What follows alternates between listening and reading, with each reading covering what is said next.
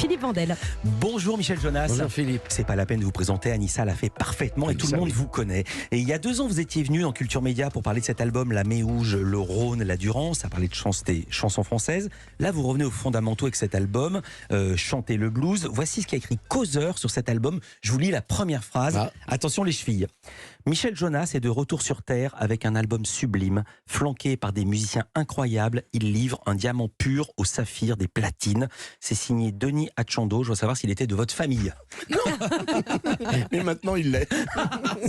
Très belle réponse. Comment vous est venue l'idée de faire un album tout autour du blues? Elle vient de le résumer, c'est-à-dire qu'effectivement dans les interviews on m'interrogeait beaucoup sur quelles étaient mes sources d'inspiration. Donc je répétais toujours la même chose, la musique tzigane de mes grands-parents, parce que c'était la première musique que j'ai entendue quand on se réunissait en famille, chez mes grands-parents paternels.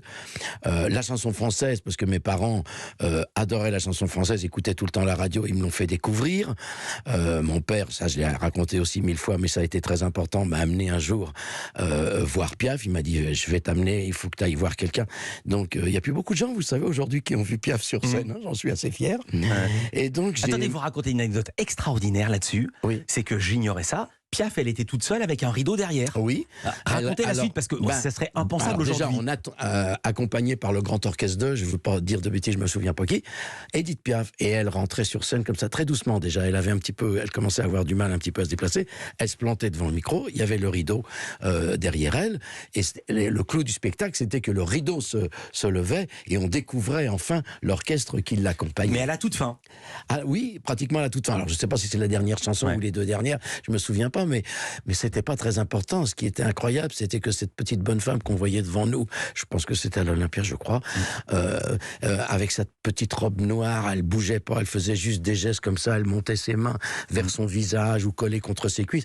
Mais donc on avait l'impression que si on éternuait, elle allait s'envoler.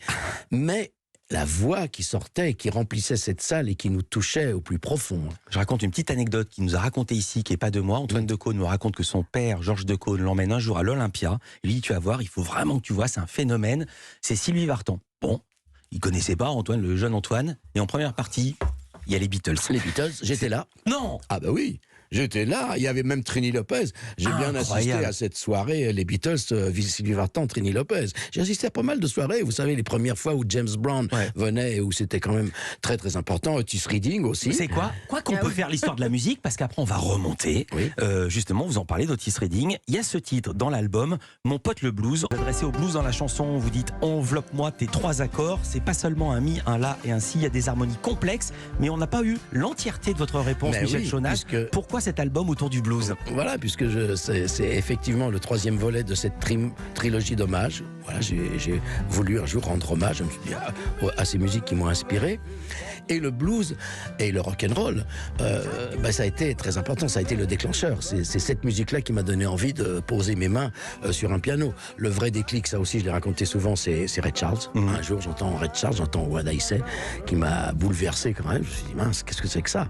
Parce que si vous voulez, moi j'ai commencé ma carrière dans une période extraordinaire pour les gens de ma génération, les années 60. C'est-à-dire on avait les grands maîtres, nos aînés, et une grande admiration pour nos aînés, dont je viens de parler, enfin Piaf, Brel, Brassens, Ferré, etc. L'importance des textes mis en musique, oui, mais d'un seul coup arrive une musique qui est la nôtre, qui est nous adolescents. D'un seul coup, on entend une basse, on entend une batterie, on entend et c'était ça qui m'a donné envie d'en faire. Donc c'est aussi effectivement un hommage au blues, mais un hommage à ces années 60 qui m'ont donné envie de faire de la musique. Voilà. Il y a même une chanson qui parle des yéyés. Oui. On n'attendait pas ça chez vous. Comment cet album a-t-il été enregistré? Parce que là aussi, il y a une histoire. Les gars qui jouent, ça s'entend, sont des pointures. Michel Jonas avec nous. Culture Média continue sur Europe.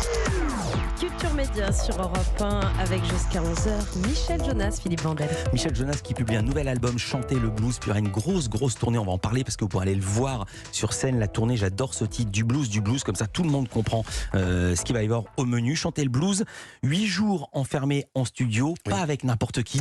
Racontez vos musiciens, il y en a 2 de la précédente équipe, vous étiez venu nous en parler. Jean-Yves D'Angelo qui est pianiste, arrangeur, il joue de l'orgamone, Manu Katché à la batterie. mais pas seulement ces deux-là. Non. Et ces deux-là, d'ailleurs, se sont occupés des arrangements. Mais on a commencé notre carrière ensemble avec Jean-Yves D'Angelo et Manu Katché dans les années 80. Donc oui, effectivement, ils étaient là, mais effectivement, pas seulement. Il y avait Dean Parks à la guitare. Alors lui, vous avez qu'à regarder avec qui il a joué. Daryl Jones à la basse, qui est quand même le bassiste des Rolling Stones. J'ai regardé ça. Les Stones, après avoir joué avec Miles Davis. Miles Davis, oui, il a commencé avec Miles Davis. Derrière. Ah non, mais c'est des grosses pointures. Et il y a Adrian Utley encore, et il y a les trois cuivres.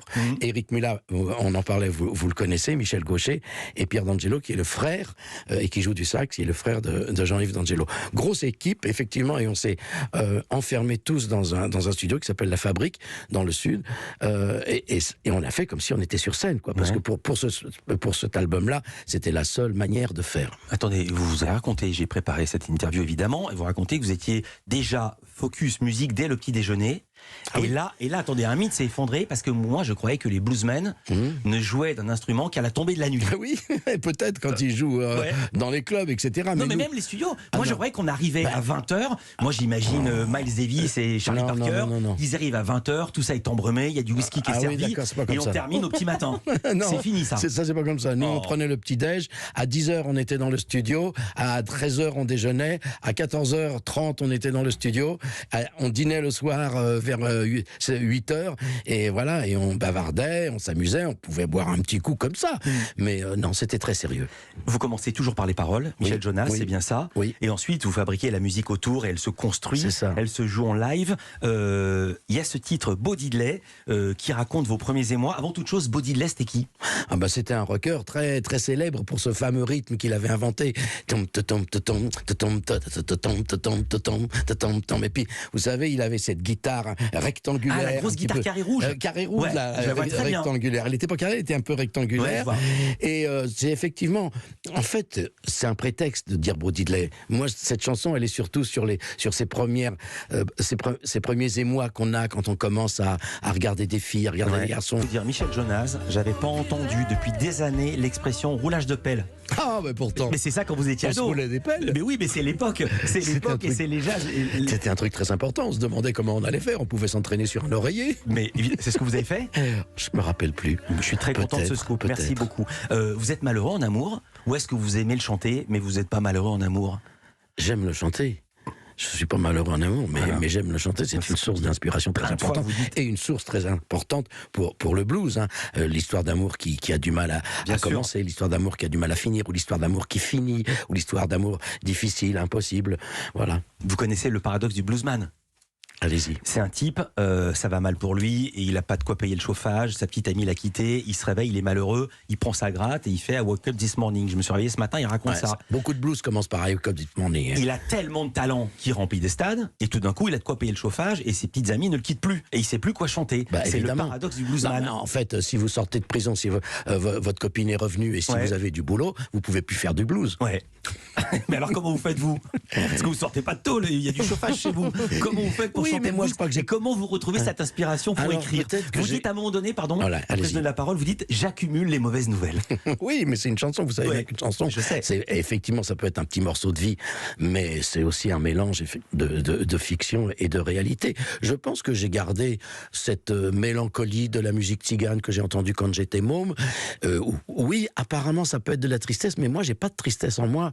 Sauf que voilà, c'était là, c'était en moi, cette musique-là, mais la tristesse, elle peut faire qu'on arrive à toucher quelque chose en nous de profond. Vous savez, on se met en contact avec des émotions profondes, et la tristesse est un moyen d'exprimer ça et de se mettre en relation avec une émotion profonde et un être profond en soi. Et c'est ça qui fait et ça dévoile aussi chez celui qui écoute ces émotions-là. C'est ça qui est beau. Vous dites une très jolie phrase, Michel Jonas, vous dites à propos des tziganes, les tziganes se réjouissent en pleurant.